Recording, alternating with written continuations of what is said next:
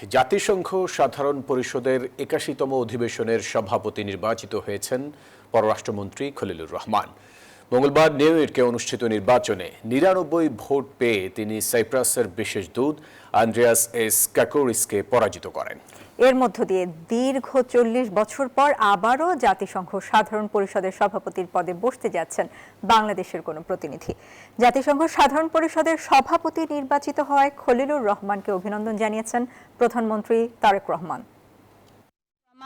of Bangladesh has been elected President of the General Assembly. বিশ্ব কূটনীতির অন্যতম গুরুত্বপূর্ণ মঞ্চ জাতিসংঘ। সেই মঞ্চেই ৪ দশক পর নতুন ইতিহাস গড়ল বাংলাদেশ। জাতিসংঘ সাধারণ পরিষদের ৮১তম অধিবেশনের সভাপতি নির্বাচিত হয়েছেন বাংলাদেশের পররাষ্ট্রমন্ত্রী খলিলুর রহমান। মঙ্গলবার নিউ ইয়র্কে জাতিসংঘ সদর দপ্তরে অনুষ্ঠিত ওই নির্বাচনে ৮ ভোটে সাইপ্রাসের প্রার্থী আন্দ্রিয়াস এস কাকোরিসকে পরাজিত করেন খলিলুর রহমান। আঞ্চলিক রোটেশন পদ্ধতি অনুযায়ী এবার এশিয়া প্যাসিফিক অঞ্চল থেকে সভাপতি নির্বাচিত করা হয়। এই বিজয় আন্তর্জাতিক অঙ্গনে বাংলাদেশের বহুপাক্ষিক কূটনীতি, টেকসই উন্নয়ন ও বিশ্ব শান্তি প্রতিষ্ঠার প্রতি বিশ্ব সম্প্রদায়ের গভীর আস্থার প্রতিফলন। জাতিসংঘ সনদকে সমুন্নত রেখে একটি স্বচ্ছ ও পূর্ণকালীন সভাপতি হিসেবে দায়িত্ব পালন করব।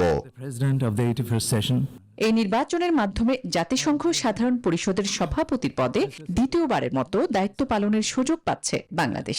এর আগে ১৯৮৬ সালে জাতিসংঘ সাধারণ পরিষদের ৪১তম অধিবেশনের সভাপতি ছিলেন বাংলাদেশের কূটনীতিক এবং সাবেক পররাষ্ট্রমন্ত্রী হুমায়ুন রশিদ চৌধুরী।